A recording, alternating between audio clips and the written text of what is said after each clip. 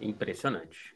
Cara, vamos passar para o tema Vitor Roque, para o tema de maior destaque aqui para o nosso programa de hoje, evidentemente falando com o público brasileiro. O André Cury, empresário do Vitor Roque, foi para a Hack, né? A entrevista do Haku. Haku. Cara, ele jogou no ventilador, né? Assim, impressionante. A gente coloca as aspas na tela, ele dizendo que o Xavi, entre diversas declarações, uma delas é essa, que o Xavi nunca falou com o Vitor Roque, eu não entendo essa situação, ele tem que ter mais minutos, ninguém entende por que não lhe dão. A situação não está boa para nenhuma das partes, entre outros trechos, além desse, ele também fala que ou fica ou sai vendido, né? Que ele, André Cury, não quer que o Vitor Roque seja emprestado na próxima temporada, uma das possibilidades que você e o Xavi conversaram sobre, né, Marcelo, na entrevista coletiva recentemente, quando você perguntou para ele sobre projeção de próxima temporada para o Vitor Roque e tudo mais.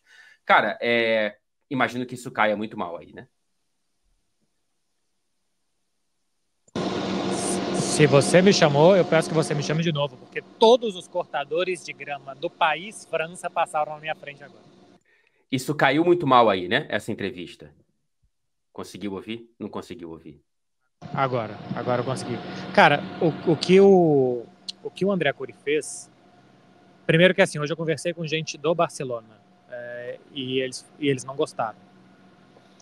E falaram e desmentiram isso, de que o Xavi não fala com os jogadores, que o Vitor Roque tem o mesmo tipo de tratamento dos outros. É claro que quem joga mais recebe mais instruções do técnico, de quem joga menos. Então os jogadores são mais aproveitados, recebem mais instruções. E eu conversei com gente ligada ao Vitor Roque, que também desconhece qualquer tipo de problema entre Xavi e jogador. Dizem que o jogador chegou sabendo que ia ser difícil, a adaptação, primeira temporada e tal, e que o jogador, mas é a verdade que o jogador quer jogar e que o jogador fica mais feliz quando está jogando. Então isso que criou o André Cury ontem, dizendo que o técnico não conversa com o jogador e que se for sair vai ser em definitivo, que para mim é a pior opção de todas. Eu acho que a saída por empréstimo seria a melhor.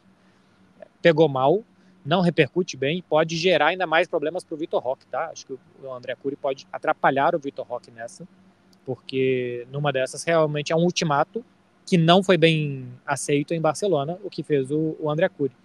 Se o Vitor Roque merecia jogar mais ou menos, o que a gente ouve das pessoas de dentro do Barcelona é que a adaptação dele está demorando mais do que era previsto. De que ele chegou com mais cru do que esperavam que ele chegasse. E nessa própria entrevista, o André Cury diz algo que eu concordo. O Vini Júnior demorou 2 anos e meio para jogar bem no Real Madrid.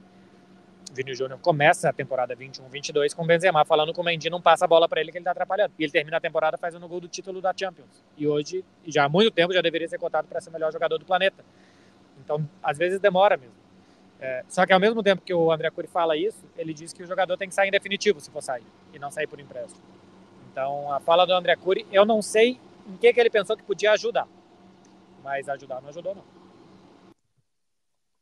Que coisa, hein? Assim, eu não lembro da última vez que o empresário soltou uma desse tamanho, meio que sem qualquer propósito. Assim, eu entendo que na cabeça dele talvez seja assim, olha, tá no banco mais uma vez, não entrou, e aí teve a declaração do Xavi recentemente dizendo que, enfim, na próxima temporada é mais provável, dando a entender, né, um empréstimo do que ter chances no time e tudo mais. O Xavi ficou, então, assim, vai criando uma bola de neve na cabeça do empresário. Mas daí a falar o que ele falou. Eu acho que o Barça tem que meio que decidir o que é que vai fazer. Se for para essa estratégia de contratar jogadores jovens vindo do futebol sul-americano, e aí a gente fala do Vitor Roque, mas podia ser um argentino, um uruguaio, qualquer jogador jovem que não se formou na base do futebol europeu, que ele precisa desse tempo de adaptação, né? Quase todos eles precisam passar por isso. Primeiro é a língua, depois é a forma como se joga. O Barça tem uma forma muito específica de jogar, aí já é outro ponto de saber se o Vitor Roque vai se adaptar a isso, porque não é todo jogador que se adapta. Agora, eu sou da opinião, assim, no Real Madrid, os jogadores jovens que vieram de fora da Europa e que deram certo, são os jogadores que ficaram no Real Madrid, que o clube optou por formá-los dentro, por dar esse tempo, se precisa de um ano, se precisa de dois, mas eu vou optar por ficar com ele aqui, porque se eu quero que ele jogue aqui, que ele cresça aqui, é melhor eu ficar com ele aqui dentro. Porque todos que saíram depois acabaram não voltando, né? E no caso do Vitor Roque, eu ainda tenho a opinião de que se ele quer se adaptar ao estilo de jogo do Barça, que parece que o Barça não vai abrir mão, ele sair para outro lugar para depois voltar, eu não sei se ele vai conseguir se adaptar a este estilo de jogo. Eu Sei. Eu entendo isso, mas acho realmente o empréstimo uma opção razoável, cara. Razoável para um jogador que precisa jogar. E o Xavi não tem obrigação nenhuma como treinador de escalar o jogador. O jogador chegou, não foi um pedido do próprio Xavi, entretanto vai dar as mesmas chances, se treinar bem vai jogar, se não treinar não vai jogar. É assim, hoje em dia o futebol ele está muito chato nesse sentido, em termos de empresário se metendo diretamente no relacionamento do jogador com o treinador, do clube. Enfim, eu não vejo também o que essa declaração vai trazer de ganho para o Vitor Roque. Inclusive, coloca numa pressão no Vitor Roque, que agora, quando entrar em campo, quando tiver a chance, se não agarrar, como não tem agarrado, tá? Que o Vitor Roque não tem entrado e resolvido e fazendo grandes jogos. Inclusive, tem jogos que ele vai bem, tem jogos que ele vai mais ou menos, tem jogos que ele vai mal, enfim. Como todo menino que chega no futebol europeu. Mas a próxima vez que ele entrar em campo, essa entrevista vai estar no subconsciente da direção da cúpula do Barcelona, vai estar no subconsciente, por exemplo, do torcedor do Barcelona, né? Vai falar, tá bom, então ele quer jogar, então ele vai jogar. Então ele tem que dar, enfim, o que a gente quer, né? Em termos de performance. Eu acho que só coloca mais pressão no moleque. E trazendo um pouquinho para o cenário brasileiro, eu vi uma repercussão e uma comparação que eu acho interessante.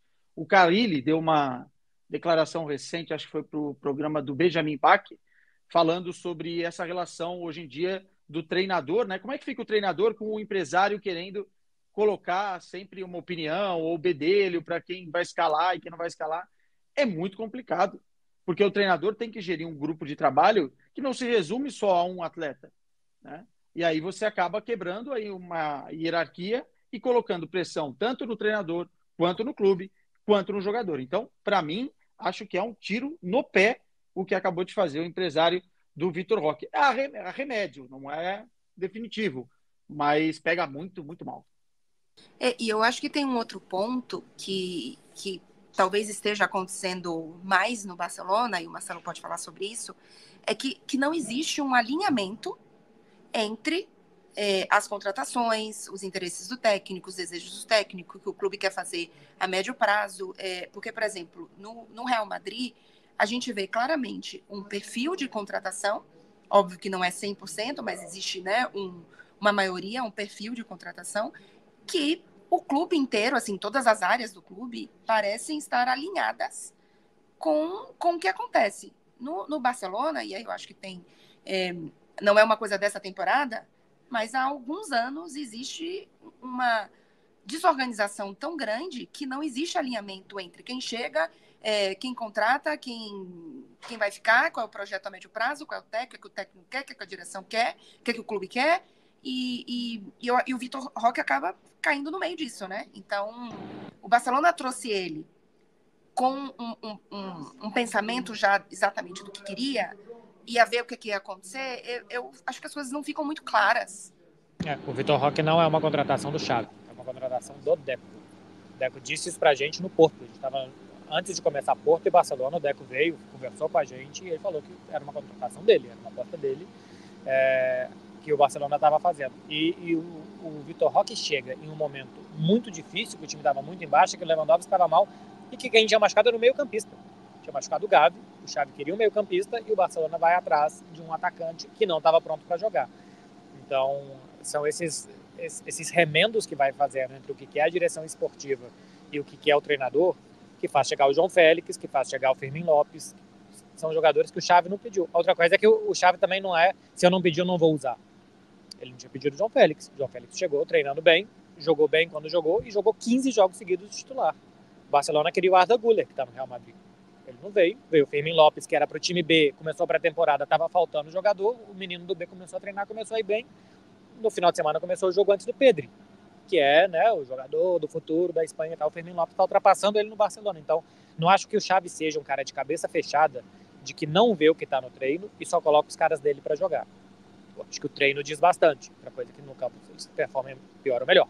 Mas ele escala, eu acho que partindo do ponto de uma meritocracia do que os caras estão trabalhando no dia a dia para fazer valer a condição de titular ou não. Fico imaginando o dia seguinte, né? O Vitor Roque chegando para treinar com o Xavi ali, pô, uma torta de climão. Não sei até que ponto o André Cury falou isso com o aval do Vitor, ou até que ponto ele é, né? Assim, nem falou com o Vitor Roque e disse isso na imprensa. Enfim, cara, é uma situação muito esquisita mesmo. Hoje, conversando com gente próxima ao Vitor Roque, falaram, não vamos falar nada sobre o que disse o André Cury, porque eu não sei porque que ele falou e tal, mas pelo menos me falaram, desconhecemos qualquer tipo de má relação entre os dois. Às vezes o Vitor Roque falou pro André Cury, o André deve ter perguntado, tô chateado que não tô jogando. Normal, qualquer jogador quer jogar. E aí a interpretação vai do empresário, que tem que gerir a carreira do cara também com os interesses do próprio jogador, né?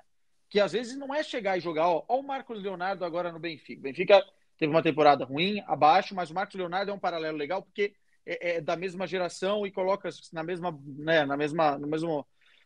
mala do Vitor Roque em termos de projeto, né? Ele chegou, cara, e no Benfica, né? Não estava disputando a Champions como o Barcelona, e é banco. Banco vai ter um período de adaptação e está se adaptando. Quando entra, faz gol, às vezes vai muito bem, às vezes mais ou menos, mas está se adaptando. Ainda não vi está se comportando exemplarmente e agora, talvez na próxima temporada, vai ganhar a chance como titular, se treinar bem e fizer por isso. Então, eu acho que vai muito mais por aí o jogador evoluir dentro do clube do que ficar reclamando nas rádios, na imprensa, em outros lugares. Deixa eu passar pelos superchats que a gente recebeu até aqui para passar para o assunto Bayern de Munique e o novo treinador, que a gente não sabe quem vai ser e quem vai aceitar em algum momento. Começando pelo Lucas Traudi, fã de longa data, só passando para deixar um abraço. Obrigado, Lucas, um abraço para você também. O Jonathan Farias pergunta, entre United, Napoli, Lyon, Nice, Betis e Sevilha, qual desses você acha que o VR cairia melhor? Quando ele falou VR, eu pensei Vale Refeição, mas na verdade Vitor Roque. Quais são? Sevilha, Betis, Napoli... United, não, evidentemente. Lyon, Nice, Betis e Sevilha. Acho que o Betis, hein? Betis, né? Forma de jogar parecida, dentro de La Liga. Paulo Vitor Demarque. Darwin Núñez apagou as fotos do Liverpool no seu Instagram. Já tem rumores dele ir para o Barça substituir Lewandowski. Cara, uma doideira, hein? O Darwin, eu não sei qual é o motivo. Eu não quero julgar antes dele explicar, mas eu tenho essa interpretação que a Arthur tem, assim. Cara, não sabe brincar, não desce pro play, né? Assim, se ele tá tirando foto porque é criticado pela torcida, porque ele perde gol, e ontem no jogo positivo do Liverpool, o Darwin conseguiu ser uma nota negativa mais uma vez, aí, meu amigo, não dá para ser atleta de futebol profissional, ainda mais no altíssimo nível. Ele terminou com o Liverpool, né?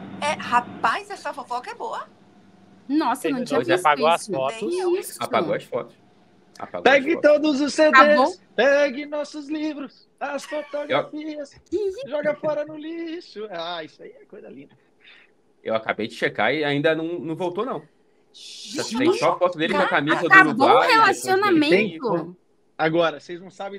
Quer que eu dê um update na fofoca? Claro.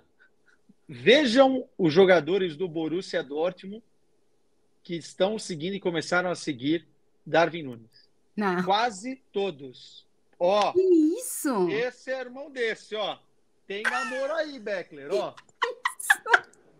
Tá rolando paquerinha. Eu não escutava há muito tempo. Bom, então falando que daqui a um ano o Klopp tá querendo ser diretor esportivo do Borussia Dortmund, né? Do Borussia. Ser treinador ou diretor esportivo. Então, Eita, Lelê. Sem conta. Mas no final do superchat alguém falou para substituir o Lewandowski. O Lewa ainda tem 1 ano de contrato, mas o Barcelona, ao que parece, veria de bom grado se chegasse uma proposta por ele. Porque tá jogando cada vez pior, porque tá cada vez mais velho, só que o contrato dele é crescente. Ele chegou ganhando uma coisa e já vai ganhar na próxima temporada ainda mais dinheiro do que na primeira e na segunda.